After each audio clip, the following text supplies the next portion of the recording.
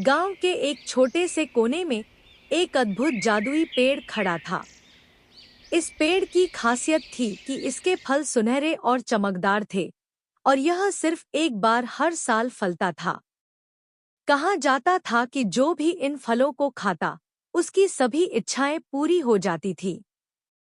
लेकिन इस पेड़ के फल को पाने के लिए एक खास शर्त थी, सच्ची नीयत। गांव में एक साधारण सा आदमी, श्याम, रहता था। वह एक किसान था, लेकिन उसके सपने बड़े थे। वह हमेशा सोचता था कि अगर उसके पास धन और समृद्धि होती, तो वह अपने परिवार को खुशहाल जीवन दे सकता था।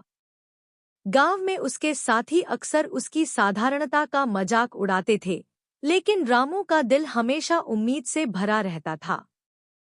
एक दिन, जब श्याम खेत में काम कर रहा था, उसने पेड़ की ओर जाते हुए एक बूढ़े आदमी को देखा। बूढ़ा आदमी बहुत ही अजीब और रहस्यमय लग रहा था।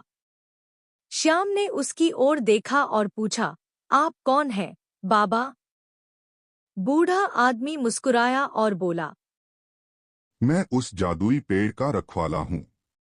तुम जानते हो न कि वह पेड़ तुम्हारी इच्छाएं पूरी कर सकता है। कुछ दिनों बाद फल पकने का समय आ गया। श्याम ने अपने खेत से छुट्टी लेकर जादुई पेड़ की ओर चलना शुरू किया। जब वह वहां पहुंचा, तो पेड़ का आकार और उसकी सुंदरता देखकर उसकी आंखें चमक उठीं। पेड़ के नीचे उसने देखा कि वहां पहले से ही कुछ लोग फल पाने की कोशिश कर रहे थे, लेकिन उनके चेहरे पर चिंता और लालच की छाया थी। श्याम बोला, हे पेड़, मैं केवल अपने परिवार के लिए, अपने गांव के लिए और सभी की भलाई के लिए तुम्हारे फल चाहता हूँ।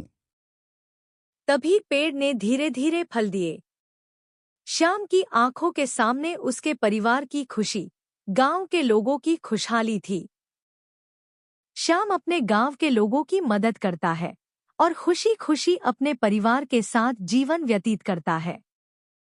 श्याम कुछ समय बाद एक घर भी खरीद लेता है और अपने बच्चे और पत्नी के साथ खुशी खुशी रहने लगता है।